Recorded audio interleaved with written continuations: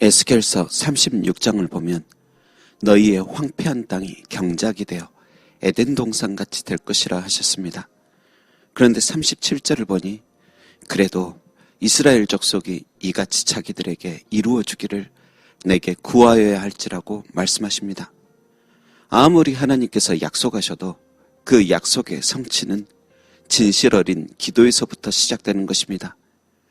그렇듯 이스라엘의 선조인 아브라함 때부터 약속하신 가나안 땅의 이주 역시 이집트에서 종살이하면서 너무 지치고 고달퍼서 구원을 바라는 기도를 할 때부터 다시 시작되었습니다.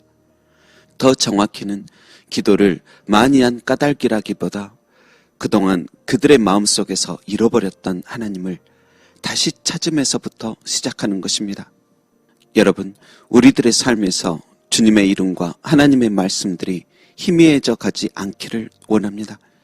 날이 갈수록 하나님의 말씀들이 어두운 시대를 살아가는 우리 마음속에서 환한 샛별처럼 항상 떠올라 우리 인생길을 비추기를 간절히 소망합니다.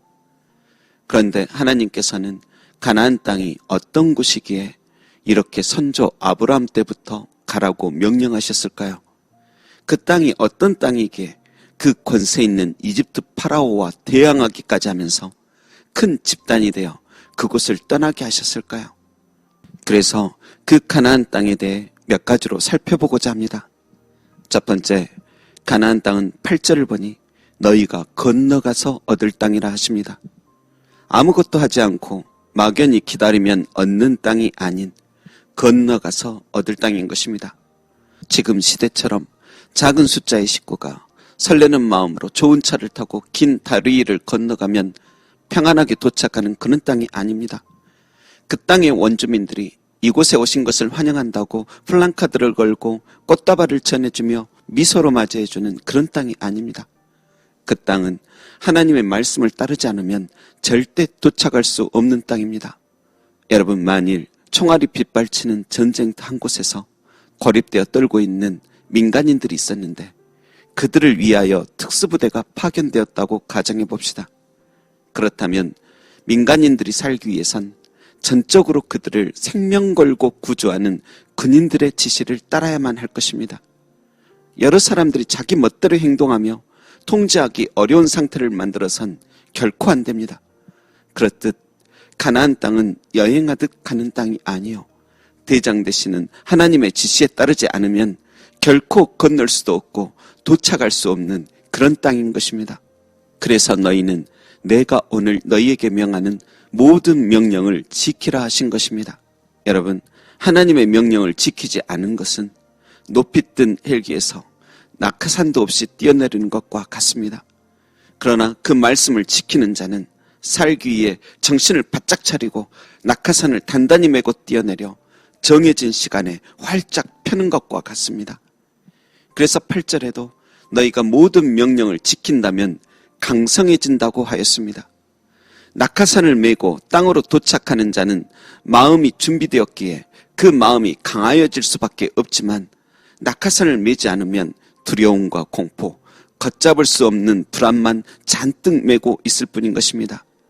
그렇듯 가나안 땅으로 가는 자는 말씀을 생명처럼 여겨야 용기를 얻고 강성해지는 것입니다. 두 번째, 가나안 땅은 9절을 보니 그와 그 후손에게 주리라 하신 땅입니다.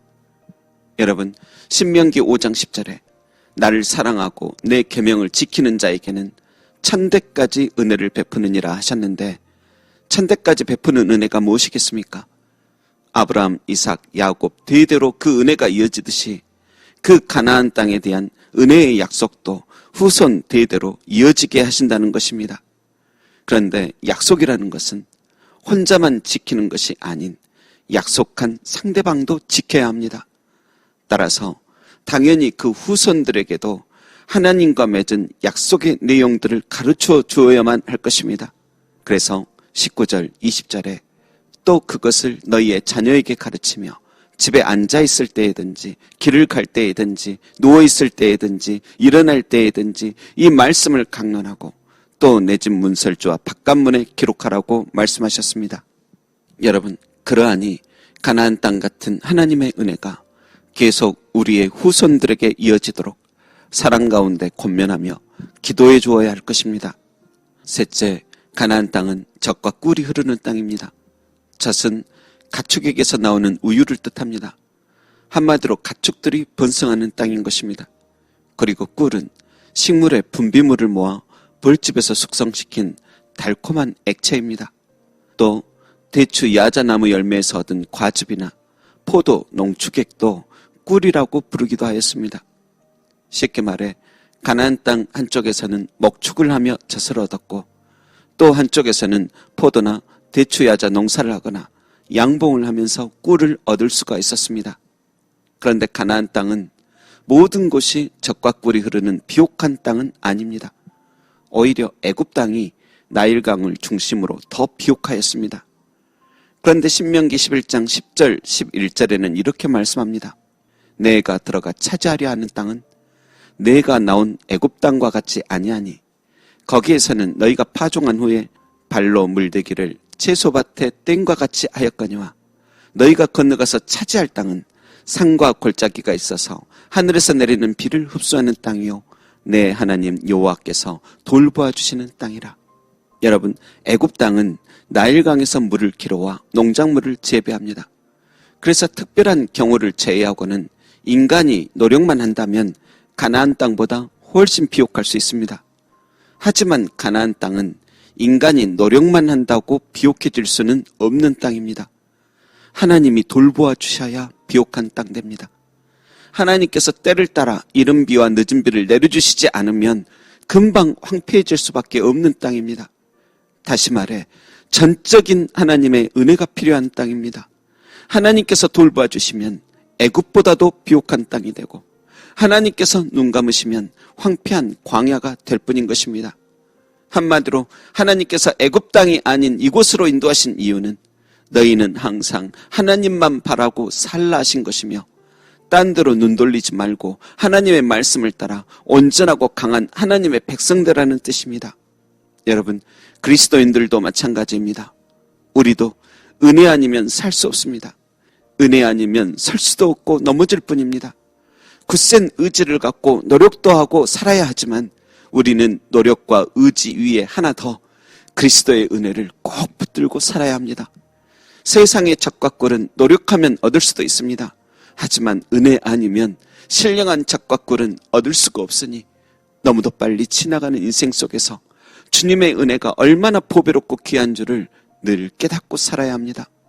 넷째, 가나안 땅은 하나님의 눈이 머물러 있는 땅입니다. 여러분, 그 가나안이 은혜로 충만하여 비옥한 땅이 되든지 아니면 말씀을 떠나 살아 척박한 땅이 되든지 간에 하나님의 눈은 항상 그곳에 머물러 있다 하십니다. 그런데 하나님께서 우리의 영혼도 그런 가나안 땅처럼 바라보십니다.